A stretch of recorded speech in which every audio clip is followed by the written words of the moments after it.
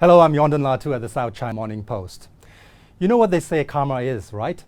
Insert a word that rhymes with rich to sum up the lesson from the mass protests in the US in the context of what happened here in Hong Kong for the better part of last year. Our city was burning as anti-government protests that started with genuine concerns about Beijing's tightening grip on the city and people's aspirations for greater democracy mutated into a movement that was taken over by mindless street violence, fascist tactics, and self-defeating hate.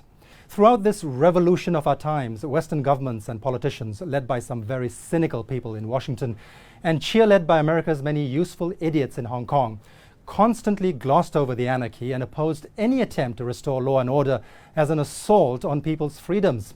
All those rallies here with people waving American flags and asking US President Donald Trump to liberate, to rescue Hong Kong from the clutches of the Chinese Communist Party. And what was Trump's first response to massive protests triggered by the death of George Floyd, an unarmed black man at the hands of Minneapolis police? To brand them all as thugs in capital letters and to warn them that he would send in the military with guns blazing. When the looting starts, the shooting starts. Thank you. Those were his exact words.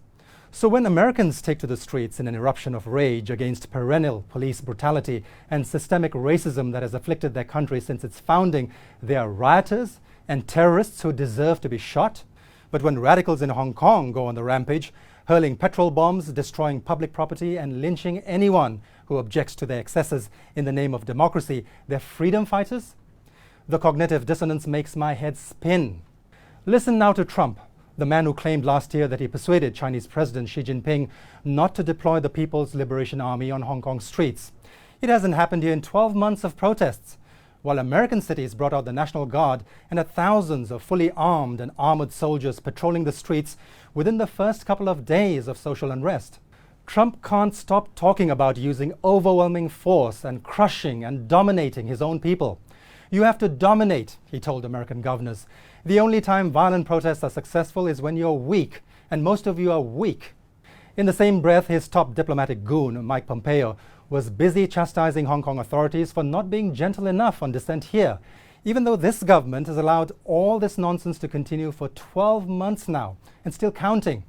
All those sanctimonious lectures on the need to show tolerance and restraint towards protesters in this city, while US police get to be even more brutal than Americans marching against police brutality. Double standards much?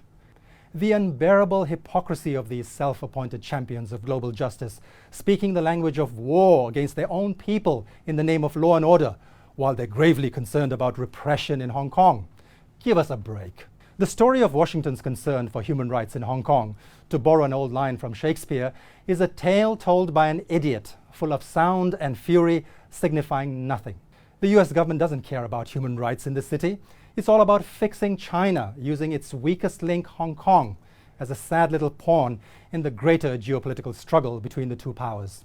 Police used pepper balls and flashbangs and brute force to clear peaceful demonstrators from Washington's Lafayette Park, just so that Trump could walk across from the White House and pose in front of an old church for a photo op, projecting a bizarre combination of pomp, power, and piety.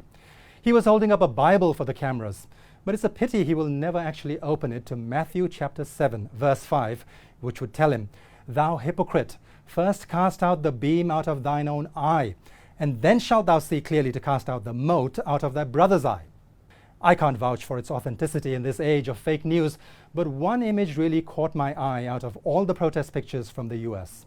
It shows someone holding up a placard that reads, "Be the America Hong Kong thinks we are." Amen.